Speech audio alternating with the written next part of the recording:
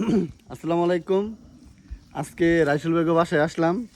তো প্রথম বছরকার প্রথম এই যে লিচু আম আছে, সে আমাকে দাওয়াত দিছে। তো আসলাম, দেখেন এই যে আসেন দেখাইতেছি।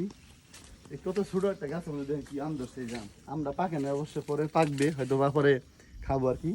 আর এই দেখেন বিশেষ করে লিচু দেখছেন, প্রথমে বছরকার প্রথম ফল এটা। আসলে আমি আজকে গাছ থেকে ছিঁড়ে খাইতেছি। এটা একটা খুব ভালো লাগা বা আনন্দ যেটা বলে আর কি। বিসমিল্লাহ, দিয়ে একটা লিচু খাই। রাইসুল বেগম গাছের লিচু, আমাদের গাছে গাছ নাই, লিচু গাছ নাই।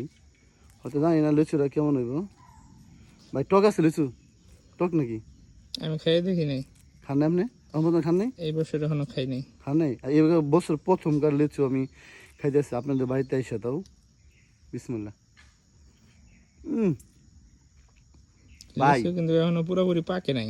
সেই টেস্ট, এত টক ভাই। যদি এটা আপনি একবার খান ভাই, আপনার মুখ না, আপনার পুরো দেহর ভিতর দিকে মানে উল্টে আইব। এটা আপনি এত লিচু স্বাদ ভাই, এটা যদি আপনি একবার খান, তো হয়তো খান না, আপনি বুঝবেন না। আমি খাইলাম ভাই, আমি আর খাবো না ভাই লিচু। দেখেন এই যে, এই যে এদিকে দেখেন না, গাছটাও তো একটা বড় না, মোটামুটি। তারপরে ভালো লিচু ধরছে। হ্যাঁ, এটা যত্ন নিলে হয়তো ভালো আরও লিচু ধরতো।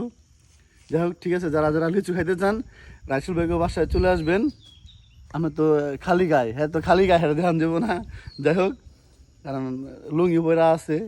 ঠিক আছে, তাহলে ভালো থাকেন আপনারা। আসসালামু আলাইকুম।